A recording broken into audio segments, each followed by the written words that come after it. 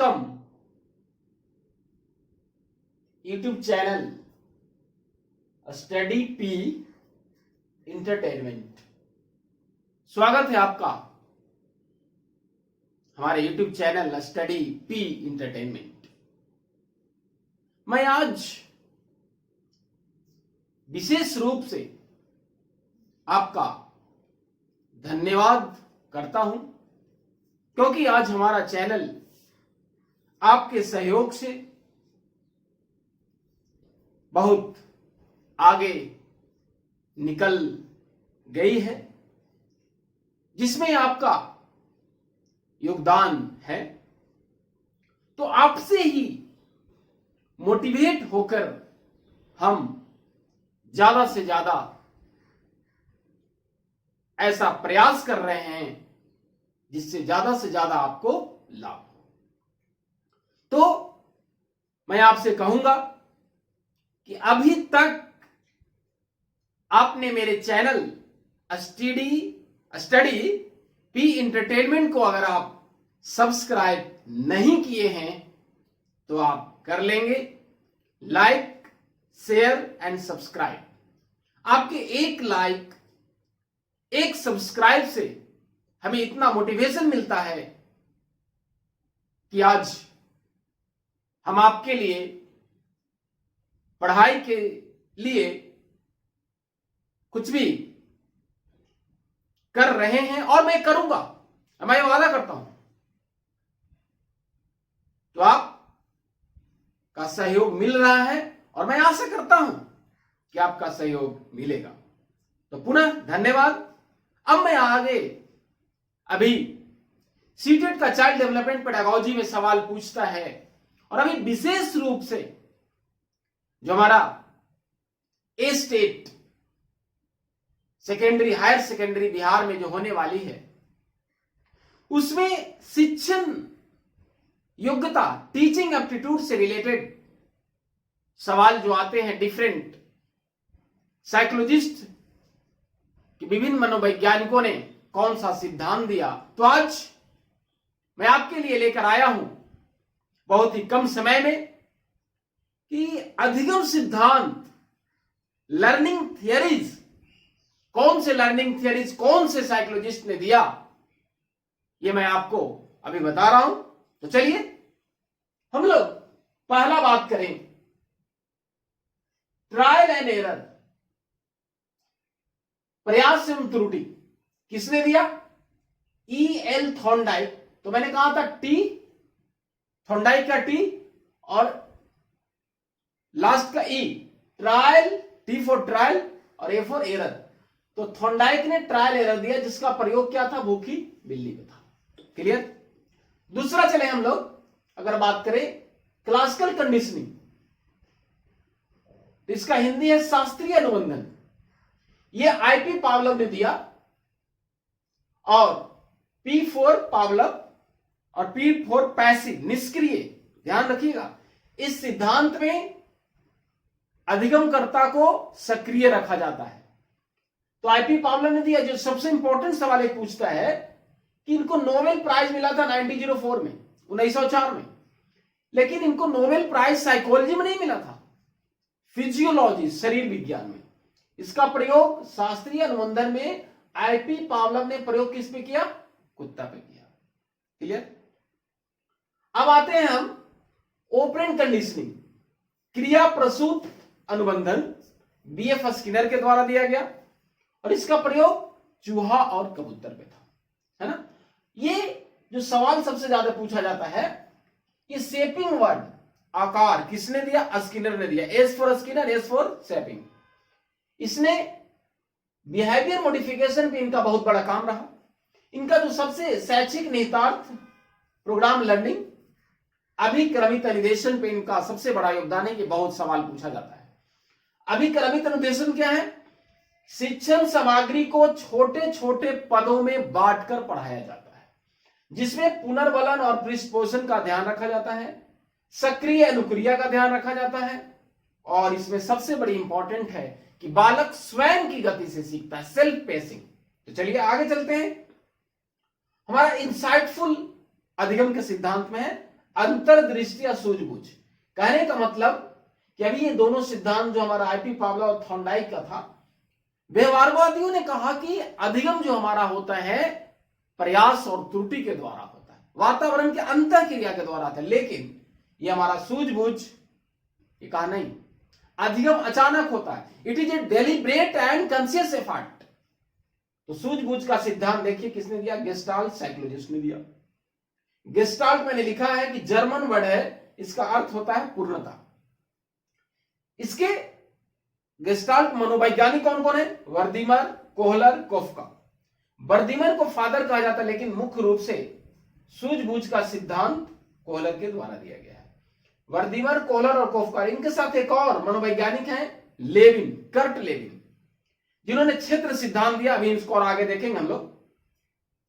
Kurt Lewin का जो सबसे बड़ा योगदान है, जो सवाल पूछा जाता है, कर्ट लेविन ने एक्शन रिसर्च दिया है, क्रियात्मक शोध।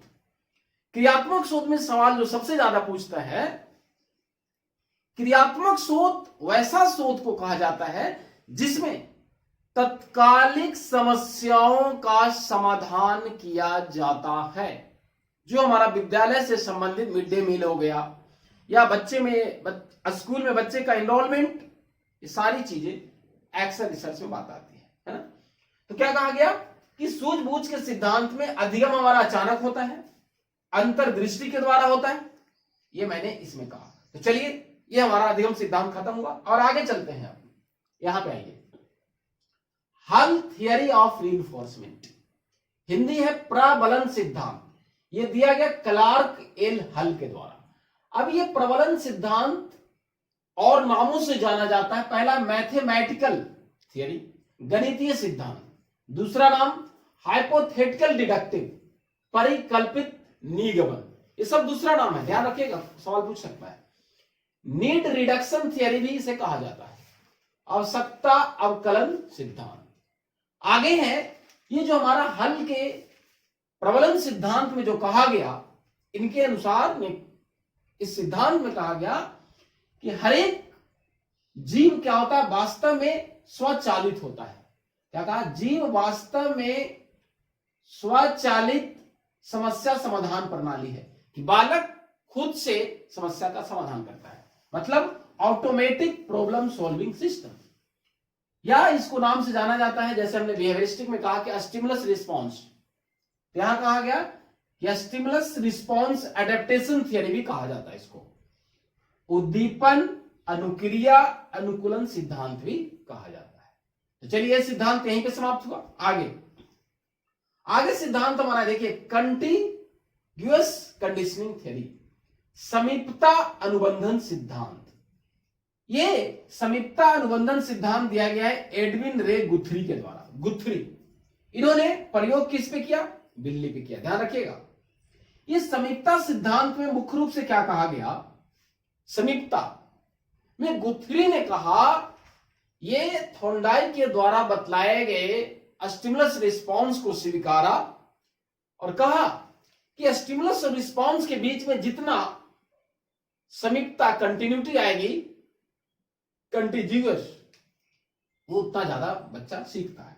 नेक्स्ट हमारा छठा या नेक्स्ट कहिए, tall man theory of learning, tall man का अधिगम सिद्धांत। ये टॉलमैन, इस सिद्धांत को दूसरे नाम से जाना जाता है, देखिए साइन थियरी, चिन्ह सिद्धांत, साइन गेस्टाल्ट थियरी, चिन्ह गेस्टाल्ट।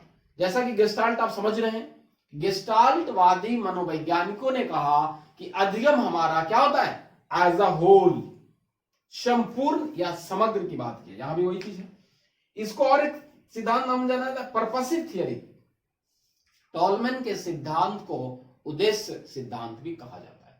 जो सबसे इंपॉर्टेंट इसमें सवाल पूछा जाता है, ये देखिए हमारा कॉग्निटिव मैप है। ये टॉलमैन के द्वारा पूछा जाता है कि व्यक्ति समस्या समाधान करने के पहले मस्तिष्क में एक नक्शा बना लेता है। जैसे सपोज हमें कॉलेज जाना, तो हम यहां से ऑटो पकड़ेंगे, उतरेंगे, फिर गेट से आएंगे। तो कहने का मतलब ये पूछा जाता है कॉग्निटिव मैप किसने दिया, टॉलमैन ने, संज्ञानात्मक नक्शा। एक और जो सबसे इंपॉर्टेंट सवाल है, देखिए पूछेगा, ये ज्यादातर एमएड में पूछा जाता है, लैटेंट लर्निंग, गुप्त अधिगम। तो आप लोग साइंस में पढ़े हैं लैटेंट हीट, गुप्त उष्मा।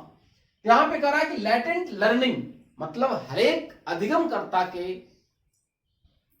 अंदर इनेट पावर, इनेट टेंडेंसी होता है। ये सारे संज्ञानवादियों का मानना है, ध्यान दीजिएगा, सारे संज्ञानवादियों का मानना है कि अधिगमकर्ता के अंदर जो है से पहले से आंतरिक शक्ति होता है। ये संज्ञानवादियों का मानना है। तो हमने क्या कहा कि टॉलमैन ने कॉग्निटिव मैप दिया, और दूसरा जो इंपॉर्टेंट टर्म क्या है, लैटेंट लर्निंग। टॉलमैन ने क्या दिया, लैटेंट लर्निंग, गुप्त अधिगम दिया। अब हमारा अगला जो हमारा देखिए सिद्धांत है लर्निंग थियरी, वो क्या है, जो हमने लेविन बताया था, Lewin theory of field, Lewin का क्षेत्र सिद्धांत। फील्ड थियरी किसने दिया, कर्ट लेविन ने। इन्होंने दूसरा शब्द की चर्चा किया, लाइफ स्पेस। कर्ट लेविन ने कहा कि व्यक्ति के जीवन में एक लाइफ स्पेस आता है, जीवन स्पेस आता है, जिसमें जीवन स्पेस का अभिप्राय कि हरेक व्यक्ति की अधिगम जो होती है सूझ युक्त प्रत्यक्षीकरण संगठन के द्वारा होता है, परसेप्चुअल ऑर्गेनाइजेशन। क्या कहा मैंने, कर्ट लेविन जीवन स्पेस में बतलाया कि व्यक्ति का अधिगम सूझ युक्त प्रत्यक्षीकरण संगठन के द्वारा होता है। इसको क्या कहा गया, टोपोलॉजिकल साइकोलॉजी भी कहा जाता है कर्ट लेविन के द्वारा। तो अभी हम लोगों ने देखा कि लर्निंग थियरी, अधिगम सिद्धांत कौन कौन है और किसने दिया। नेक्स्ट देखें, Bandura theory of social learning, Albert Bandura के द्वारा दिया गया सामाजिक अधिगम सिद्धांत, अल्बर्ट बंडूरा ने दिया। इस अल्बर्ट बंडूरा के द्वारा दिए गए सामाजिक सिद्धांत में मुख्य बात यह है कि अधिगमकर्ता या व्यक्ति अवलोकन करके, दूसरों को देख के, या कहें इमिटेशन, अनुकरण, अवलोकन करके सीखता है। कहने का तात्पर्य कि अल्बर्ट बंडूरा के अनुसार प्रत्यक्ष अनुभवों की अपेक्षा अप्रत्यक्ष अनुभवों से ज्यादा सीखता है। क्या कहेगा, ऑब्जर्वेशनल लर्निंग, अप्रत्यक्ष अनुभवों के द्वारा अधिगम ज्यादा होता है। अब यहां पे दो शब्द है, मॉडल और मॉडलिंग, सीटेट में बहुत पूछा जाता है, मॉडल और मॉडलिंग। यहां पे जो कहा गया कि मॉडल, जब हम किसी व्यक्तियों के द्वारा बातों को सुनते हैं, हम मॉडल बना लेते, उनकी बातों को हम सुनते हैं, लेकिन उस बातों को सुनने के बाद जब हमारा अधिगम प्रभावशाली हो जाता है, तब वो मॉडलिंग कहलाता है। और ये दोनों शब्द बंडूरा के द्वारा दिया गया है। आगे चले, Maslow theory of humanistic learning, ये मानवतावादी अधिगम सिद्धांत है। अब्राहम मास्लो ने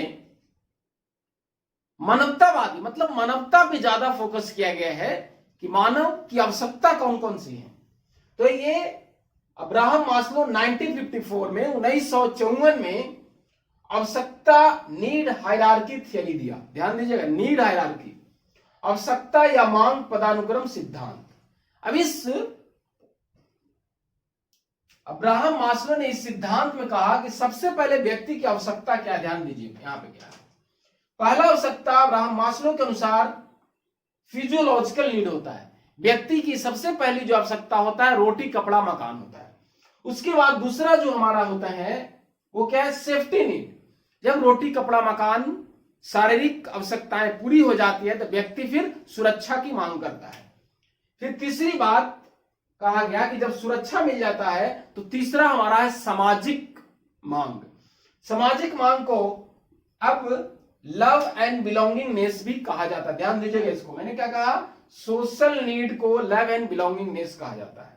सामाजिक आवश्यकता के बाद व्यक्ति यहां पहुंचता है चौथा में, वो कहता आत्मसम्मान की मांग करता है। वो आत्मसम्मान के बाद पांचवा जो हमारा है सेल्फ एक्चुअलाइजेशन, आत्मसिद्धि के द्वारा अधिगम होता है या आत्मसिद्धि की मांग करता है। ये हमारा अब्राहम मास्लो का नीड हायरार्की थियरी बहुत इंपॉर्टेंट है। और ये मैंने बताया था कि नीड का प्रयोग किया जाता है मोटिवेशन के सिनोनिम्स में, ध्यान रखिएगा इसको। अब्राहम मास्लो के बाद हम चले, हमारा है Rogers theory of information processing. ये बहुत इंपॉर्टेंट है। सूचना प्रक्रिया कि व्यक्ति में इंफॉर्मेशन प्रोसेसिंग कैसे होता है, ये दिया गया कार्ल आर रोजर्स के द्वारा। अब इस सूचना प्रक्रिया के सिद्धांत में कार्ल रोजर्स ने कहा क्या, वो ध्यान दीजिए। कहा कि आत्म संप्रत्यय का निर्माण ही अधिगम होता है। अगर हमारा आत्म संप्रत्यय, अपने आप को हम सही कर लेते हैं, तो हमारा वही अधिगम है। क्या कहा गया कि किसी भी व्यक्ति या मनुष्य का अधिगम अभिवृत्ति भावों तथा आत्मज्ञान के द्वारा होता है। इसे सेल्फ थियरी ऑफ लर्निंग भी कहा जाता है, अधिगम का आत्म सिद्धांत भी कहा जाता है। कार्ल रोजर्स के द्वारा हमने अभी देखा सूचना प्रक्रिया, अधिगम सिद्धांत। अब हम आते हैं next, Bruner theory of cognitive. तो हमने आपको बताया है कि कॉग्निटिव में जो सबसे बड़ा नाम आता है वो प्याजे का नाम आता है। ध्यान दीजिएगा इसको। संज्ञानात्मक विकास के सिद्धांत में जो सबसे बड़ा नाम आता है जीन प्याजे का आता है। जीन प्याजे के बाद दूसरा जो नाम आता है J.S. ब्रूनर, जिरोम सिमोर ब्रूनर का नाम आता है संज्ञानात्मक सिद्धांत में। अब समझिए इसको थोड़ा कि ब्रूनर ने संज्ञानात्मक विकास में 3 अवस्था बतलाया है, इनएक्टिव, आइकॉनिक, सिंबॉलिक। कहा गया कि इस व्यक्ति का, बालक का अधिगम क्रिया आधारित होता है। फिर प्रतीकात्मक, चित्रों के द्वारा, कि बालक को चित्र दिखाएं और पूछें कि आप इस चित्र में क्या देख रहे हैं, तो कहा गया अधिगम क्रियात्मक एक्टिविटी के द्वारा। उसके बाद प्रतीक, उसके बाद कहा संकेत, सिंबॉलिक, तीसरा है ये, दूसरा, ये तीसरा और ये पहला क्रियात्मक, दूसरा प्रतीकात्मक, इमेज पिक्चर के द्वारा, और संकेतात्मक, संकेत के द्वारा, विभिन्न चिन्हों या संकेतों के माध्यम से अधिगम होता है। ये मैंने देखा जेस ब्रूनर ने, जो ब्रूनर का संज्ञानात्मक सिद्धांत मैंने देखा, तो हमने कहा आपको कि संज्ञानात्मक विकास में सबसे बड़ा नाम आता है जीन विलियम फ्रेड प्याजे, जिन्होंने संज्ञानात्मक विकास में 4 अवस्था बतलाया है। पहला सेंसरी मोटर 0 से 2, दूसरा प्री ऑपरेशनल 2 से 7, पहला सेंसरी मोटर संवेदीगामक, दूसरा प्री ऑपरेशनल पूर्व संक्रियात्मक 2 से 7, तीसरा है कंक्रीट ऑपरेशनल स्टेज, मूर्त संक्रियात्मक अवस्था। तो हमारा 0 से 2, 2 से 7, ये क्या होगा 7 से 11। ये बहुत सवाल पूछेगा आपको शिक्षण अभियोक्ता में, मैं बता रहा हूं, टीचिंग एप्टीट्यूड में, इसीलिए मैं बता दे रहा हूं, पिछला बार पूछा गया है। फिर से समझ लीजिए, जीन प्याजे ने संज्ञानात्मक विकास की 4 अवस्था दिया। पहला संवेदीगामक अवस्था 0 से 2, दूसरा पूर्व संक्रियात्मक 2 से 7, तीसरा मूर्त संक्रियात्मक 7 से 11, और चौथा फॉर्मल ऑपरेशनल स्टेज, जिसमें पूरी तरह से चिंतन, तर्क पूरी तरह से विकसित हो जाता है। तो चौथा फॉर्मल ऑपरेशनल स्टेज, औपचारिक संक्रियात्मक अवस्था। इसका स्टेज 11 से लेके 11 टू ऑनवर्ड्स। कहीं बुक में 19 लिखा रहा होता है, लेकिन ईबी हरलॉक ऑथेंटिक बुक है, उसमें। चलिए अब आगे देखिए 13, ऑसबेल थियरी ऑफ कॉग्निटिव थियरी, ऑसुबेल का संज्ञानात्मक सिद्धांत। अब ऑसबेल ने के द्वारा हमने देखा, क्या कहा कि ऑसबेल को कहा गया मॉडर्न डे कॉग्निटिव थियरी, आधुनिक अधिगम का सिद्धांत, और ब्रूनर को कहा गया प्रेजेंट डे कॉग्निटिव थियरी। ध्यान दीजिए, ब्रूनर के संज्ञानात्मक विकास को प्रेजेंट डे कॉग्निटिव थियरी कहा गया, ऑसबेल के थियरी को मॉडर्न डे कॉग्निटिव थियरी कहा गया। इसमें खास करके थोड़ा प्याजे से मिलता है। प्याजे ने कहा कि संज्ञानात्मक संरचना जो हमारी होती है, उसमें बताया उन्होंने कि आत्मसातकरण के बारे में कहा। तो यहां भी ऑसबेल ने कहा कि संज्ञानात्मक संरचना जो बालक की होती है, जो पूर्व ज्ञान का भंडार होता है और उसके द्वारा नया ज्ञान सीखता है, तो हमारा एसिमिलेशन कहलाता है, आत्मसातकरण। तो आगे ऑसवेल ने कहा कि व्यक्ति की शिक्षण तथा या शाब्दिक शिक्षण तथा शाब्दिक सामग्रियों के द्वारा, ध्यान दीजिए, शिक्षण तथा शाब्दिक सामग्रियों के द्वारा, ये आपका सार्थक अधिगम यही पूछेगा कि हु गेव मीनिंगफुल लर्निंग। तो ऑसवेल ने दिया मीनिंगफुल लर्निंग, अर्थपूर्ण अधिगम। हम लोग नेक्स्ट है Miller Dollard theory of imitation learning, अनुकरण। मिलर डोलार्ड का अनुकरण अधिगम। ये हमारा जो इमिटेशन है, ध्यान दीजिएगा इसको, इमिटेशन, अनुकरण। अनुकरण का मतलब कि बालक दूसरे को ऑब्जर्व करके सीखता है, दूसरे को देखकर अधिगम होता है। तो यहां पे प्राचीन समय में भी जो दो प्लेटो, ध्यान दीजिए, अरिस्टोटल, इन लोग भी जो ग्रीक दार्शनिक थे, इन लोग का भी मानना था कि शिक्षण अधिगम प्रक्रिया के दौरान, लिसन केयरफुली, प्लेटो अरिस्टोटल ने भी कहा शिक्षण अधिगम प्रक्रिया के दौरान एक शिक्षक को बेस्ट मॉडल, उत्तम आदर्श प्रस्तुत करना होता है, क्योंकि बालक की जन्मजात शक्ति प्रवृत्ति होती है कि दूसरे को देख के सीखता है। तो इसलिए एक शिक्षक मॉडल के रूप में है। तो मैंने कहा कि एक शिक्षक को अपनी आदर्श प्रस्तुत करना चाहिए, चाहे वो समयनिष्ठ हो, चाहे वो ईमानदारी हो या व्यवहार हो, संस्कार हो, रीति रिवाज हो, क्योंकि जब हम पालन करेंगे तो हमारे ही बच्चे ऑब्जर्व करेंगे। तो इसलिए अनुकरण अधिगम में कहा गया, मिलर डोलार्ड ने कहा कि शिक्षण प्रक्रिया के दौरान एक शिक्षक को बेस्ट मॉडल प्रस्तुत करना चाहिए। अब आते हैं अगला, कंस्ट्रक्शनिस्ट लर्निंग थियरी, निर्माणिक अधिगम सिद्धांत। इसमें एक वर्ड दिया गया है जो सबसे इंपॉर्टेंट है, कैच वर्ड। ध्यान दीजिएगा इसको, CATCH, कैच वर्ड। और ये कंस्ट्रक्शनिस्ट लर्निंग थियरी दिया गया है सिमोर पेपर्ट के द्वारा। ध्यान दीजिएगा, इसके द्वारा दिया गया, सिमोर पेपर्ट, PAPERT,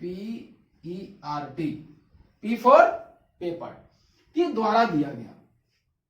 तो इस कंस्ट्रक्शनिस्ट लर्निंग थियरी में कहा गया कि कैच वर्ड जो हमारा हुआ वो सीखने के सिद्धांत और ज्ञान मीमांसा, ज्ञान मीमांसा है इपिस्टेमोलॉजी। ध्यान दीजिएगा, इपिस्टेमोलॉजी मतलब होता है स्टडी ऑफ नॉलेज।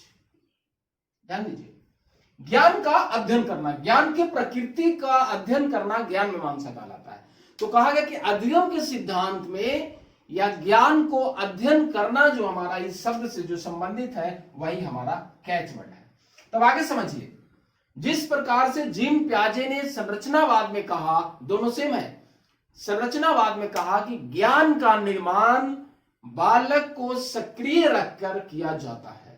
कहने का तात्पर्य क्या हुआ कि सिमोर पेपर्ट के अनुसार ज्ञान अधिगम हस्तांतरण से नहीं होता है, वो ज्ञान की पुनर्रचना के द्वारा होता है, रिकंस्ट्रक्शन, पुनर्निर्माण।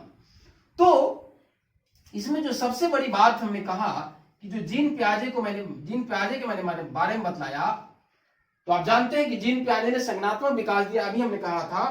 तो जीन प्याजे ने संरचनावादी जो संज्ञानवादी संरचना था, लगभग इसमें भी वहां भी बात है कि ज्ञान प्राप्त करना उतना महत्वपूर्ण नहीं है, लेकिन ज्ञान कैसे प्राप्त किया जाता है, कैसे निर्माण किया जाता है, कैसे ज्ञान की रचना किया जाता है, ये हमारे सिमोर पेपर्ट साहब ने भी कहा। लेकिन जीन प्याजे का एक कोटेशन है, जीन प्याजे ने कहा कि हमारी जो संज्ञानात्मक सिद्धांत था, जिसमें अगर सबसे ज्यादा सहमत है या जो सबसे स्वीकारने की बात है, वो पेपर्ट ने स्वीकारा था। तो जीन प्याजे ने कहा कि हमारी अगर संज्ञानात्मक सिद्धांत में सबसे ज्यादा अगर सहमत हुआ तो कौन था, पेपर। तो आज हमने आपको अधिगम के सिद्धांत को पूरी तरह से अधिगम मैराथन सारा मैंने आपको बता दिया कि कौन सा अधिगम सिद्धांत कौन दिया। तो इसलिए आप इसे ध्यान से देखें और अगर अभी तक भी आप अगर सब्सक्राइब नहीं किए हैं तो आप लाइक, शेयर और सब्सक्राइब करें।